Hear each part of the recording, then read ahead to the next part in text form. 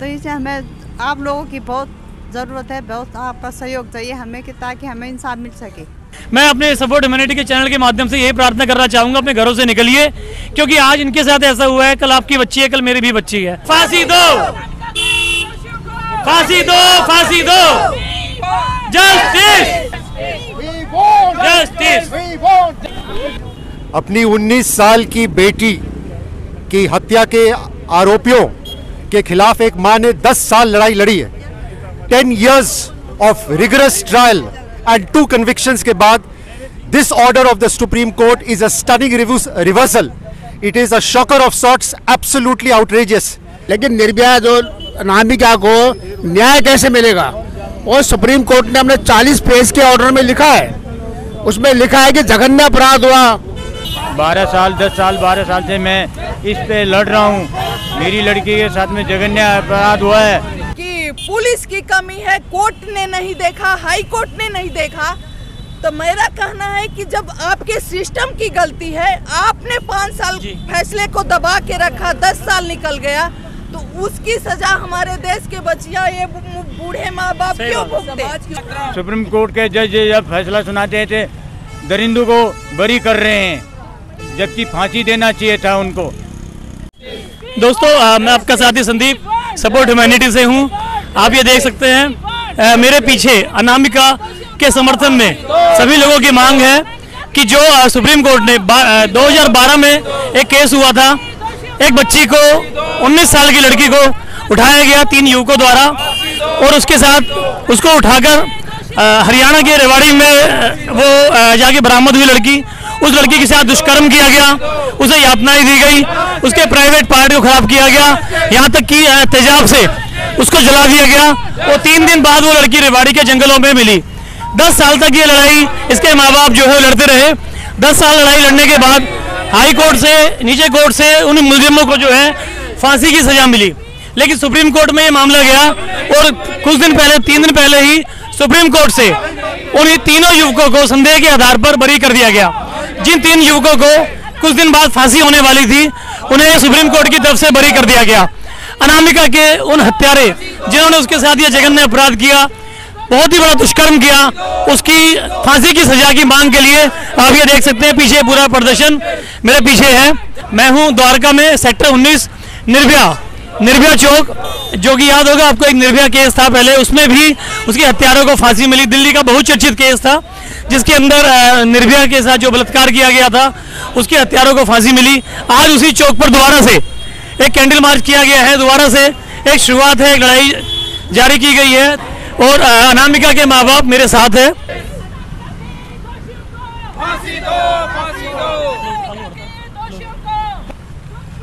ये प्रदर्शन विरोध तब तक चलेगा जब तक कि अनामिका के हत्यारों को फांसी ना हो जाए। जो भी हमारे व्यूअर्स हैं, इस वीडियो को ज़्यादा से ज़्यादा फैलाइए, शेयर कीजिए और अनामिका को इंसाफ दिलाइए। साथ अनामिका के पिताजी मेरे साथ हैं। आज जो है हम लोग सड़कों पे उतरे हैं, ये सब सुप्रीम कोर्ट की मेहरबानी से उतरे हैं। फांसी दो, फांसी दो, फांसी दो, फांसी दो, फांसी दो, फांसी दो की मतलब है दोषियों को जो है बरकरार कर दिया है, बरी कर दिया है, और हमें फांसी देने की तैयारी कर दी। 12 साल 10 साल 12 साल से मैं इस पे लड़ रहा हूँ, मेरी लड़की के साथ में जघन्य अपराध हुआ है। लोअर कोर्ट से जो है कि फांसी का ऑर्डर हो गया था दुश्मनों को, हाई कोर्ट से भी हो गया फांसी का ऑर्डर, बिल्कुल ओके हो गया था, लेकिन सुप्रीम कोर्ट में 7 साल यही फाइल 7 साल रही, और 7 साल में इन्होंने कोई कुछ नहीं किया। 7 तारीख को नवंबर 7 तारीख को 2022 को, ऐसे कब तक चलेगा? ऐसे में तो जो है कि दरिंदे बढ़ जाएंगे, अत्याचार बढ़ जाएंगे। अगर इसी तरह न्याय रहेगा सुप्रीम कोर्ट का, तो दरिंदे बढ़ जाएंगे। जी देखिए दोस्तों, सपोर्ट ह्यूमैनिटी के माध्यम से मैं कहना चाहता हूँ कि ये बेटी अनामिका इनकी नहीं है, पूरी दिल्ली की बेटी है, पूरे भारत की बेटी है। ये अन्याय किसी के साथ भी हो सकता है, किसी की भी बच्चियाँ सुरक्षित नहीं है। अगर इस तरह से न्यायपालिका काम करेगी और इस तरह से हमारे देश का कानून काम करेगा, तो यकीन मानिए दोस्तों, हर किसी की बच्ची, हमारे बच्चे भी आज घरों में सुरक्षित नहीं है। मैं अपने सपोर्ट ह्यूमैनिटी के चैनल के माध्यम से यही प्रार्थना करना चाहूँगा, अपने घरों से निकलिए, क्योंकि आज इनके साथ ऐसा हुआ है, कल आपकी बच्ची है, कल मेरी भी बच्ची है। हम इस लड़ाई को आगे भी रखेंगे, रिव्यू भी होगा, उनको सजा भी होगी। लेकिन मैं यही कहना चाहूँगी कि जज साहब ने जाते जाते जो एक फैसला दिया है, पूरी व्यवस्था पे धब्बा है। इस वीडियो को ज़्यादा से ज़्यादा फैलाइए और जागरूक बनिए और सड़कों पर उतरिए। और जिस तरह से बहुत टाइम पहले एक दिल्ली का एक निर्भया केस हुआ था, उस केस में उन हत्यारों को फांसी तक पहुंचाया गया, उस हत्यारों को निर्भया केस को फांसी तक पहुंचाया गया। आज फिर से ये चौक गवाह है उसी इतिहास का, ये चौक गवाह है जहाँ पे लड़ाई लड़ी गई थी। आज फिर उस लड़ाई का आगाज है। 10 वर्ष की लड़ाई के बाद ये फैसला सुनाना, उनको बरी कर देना, ये बड़ा दुखद, ये एक बड़ा दुखद समाचार है समाज के लिए, हमारी बहन बेटियों के लिए। ये हमें मंजूर नहीं है। सुप्रीम कोर्ट को ये रिकंसिडर करना ही पड़ेगा केस, नहीं तो हम बिल्कुल समाज में बेहीन हो जाएंगे। अगर सुप्रीम कोर्ट सर्वमान्य संस्था जो है अगर इस तरह का फैसला सुनाती है तो हम लोग जनता कहाँ जाएंगे, हमारी बेटियाँ कहाँ जाएंगी। ये फैसला बड़ा दुखदपूर्ण है और सुप्रीम कोर्ट ने जो फैसला सुनाया है ये बड़ा दुर्भाग्यपूर्ण रहा है। 10 साल की लड़ाई के बाद सुप्रीम कोर्ट का उम्मीद नहीं थी कि इस टाइप का फैसला देगा। हमें बड़ी निराशा है, बड़े दुख के साथ करना पड़ रहा है। हमें दोबारा इस मंच से, द्वारका निर्भया चौक से इसको हम आगे बढ़ाएंगे। ये लड़ाई तब तक जारी रहेगी जब तक कि न्याय नहीं मिलेगा, जब तक दोषियों को फांसी नहीं मिलेगी। हम यहाँ से इस निर्भया चौक से डेली यहाँ पर 7 बजे हम यहाँ पर रहेंगे और हम अपना रोष प्रकट करेंगे जब तक ये रहेंगे। ये हमारा वादा है और हम इस परिवार के साथ में हमेशा खड़े रहेंगे और आगे भी ये जब तक लड़ाई खत्म नहीं होगी तब तक इनके साथ रहेंगे, जब तक कि इसको न्याय नहीं मिल रहा था। निचली अदालत ने फैसला फांसी दे दी गई, सबूत देकर ही फांसी दी ना, वैसे बिना सबूतों के तो फांसी दी नहीं है। तो सुप्रीम कोर्ट के पास जाते हुए वो सबूत कहाँ गए, वो नष्ट क्यों कर दिए गए, या जज साहब ने अनदेखी क्यों की? हमें इस बात का जवाब चाहिए।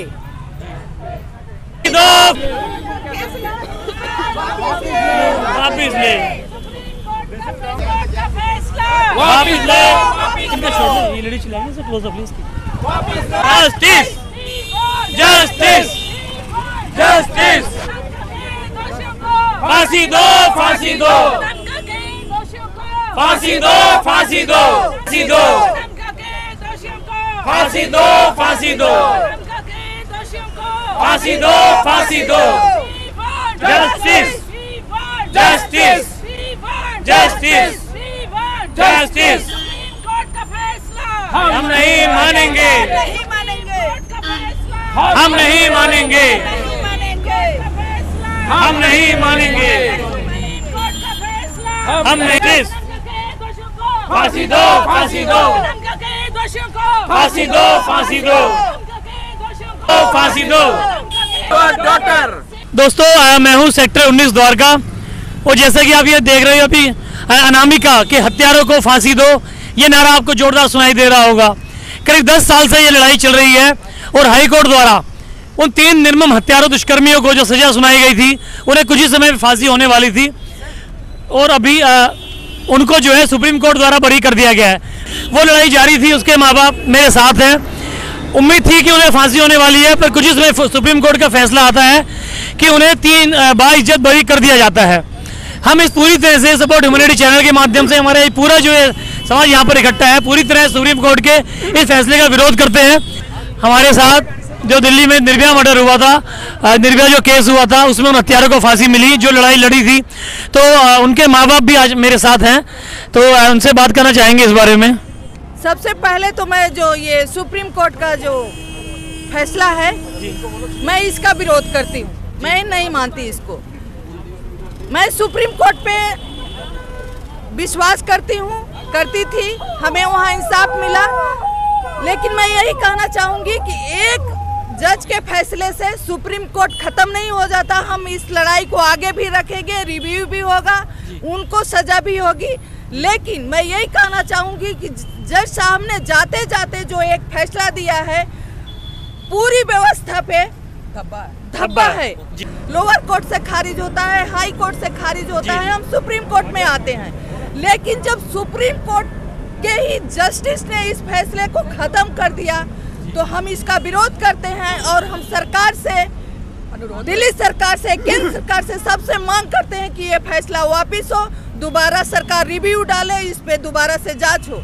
मैं जज साहब के फैसले का विरोध इसलिए करती हूँ कि जब उन्होंने कहा तो हमारा ये कहना है कि इस फैसले को सरकार वापिस ले, दोबारा से जांच हो और उस बच्ची को इंसाफ मिले, एक समाज में संदेश जाए। आपकी बच्ची के साथ भी ये हादसा हुआ था, एक माँ होने के नाते आप इस माँ को आप क्या कहना चाहेंगी इस समय पे जो इनके साथ ये जिस परिस्थिति में खड़े हुए हैं आज माँ बाप?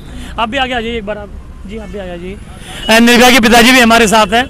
मैं आप दोनों से सिर्फ ये कहना चाहूँगा, आज ये माँ बाप भी उसी अवस्था से गुजर रहे हैं जिस अवस्था से आपने गुजरे हैं, और आपसे ज़्यादा इनके दर्द को मुझे लगता है शायद हम वो नहीं समझ पाएंगे जिस परिस्थिति से आपने टाइम देखा। आप इनको क्या कहना चाहेंगे? मैं आज इनको आज से नहीं जानती हूँ कि मैं आज मिली हूँ, फैसले खारिज हो गए आज, मैं इनको घटना हुई उसके बाद से जानती हूँ, उसके बाद से हम मिलते हैं। क्या संदेश देंगे आप इनको? क्या मैं संदेश देंगे? इनको संदेश क्या दूंगी, लेकिन मैं इनको सपोर्ट करती हूँ और पूरे समाज से आग्रह करती हूँ आकि इनका सपोर्ट करें, जगह जगह आंदोलन करें, प्रदर्शन करें। जिस तरह से निर्भया के बाद आंदोलन हुआ था, निर्भया को इंसाफ मिले, उसी तरह आंदोलन होगा, अनामिका को इंसाफ मिलेगा। तो इस तरह की अगर केस के साथ कानून व्यवस्था पर पूरा विश्वास डिगमगा जाता है और किसी की भी बच्ची सेफ नहीं है, जो भी हमें देख रहे हैं या जिसके साथ भी ये हादसा हो सकता है, उनकी उम्मीदें टूट जाएंगी।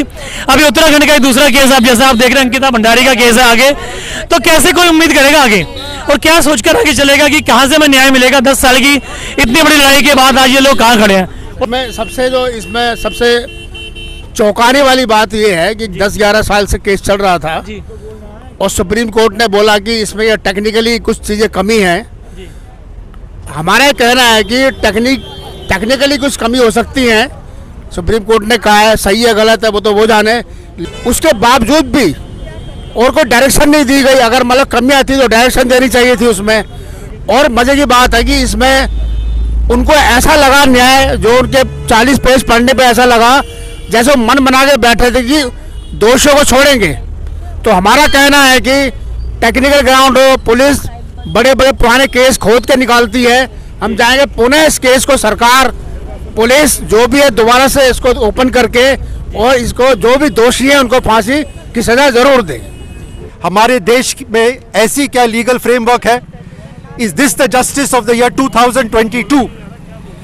10 साल में 7 साल के दरमियान ये केस सुप्रीम कोर्ट में लड़ी गई। It is the responsibility of the court to ensure justice. अगर प्रोसिक्यूटर और पुलिस के द्वारा कोई खामियां थी तो सुप्रीम कोर्ट को ये जितनी भी खामियां हैं उस समय ये खामियों को इन्होंने उजागर करना था, अब नहीं, 10 साल के बाद नहीं। It is the responsibility if the police and the prosecutor botched up and did not meet the parameters, it was the responsibility of the court to ensure justice then। 10 साल बीत चुके हैं।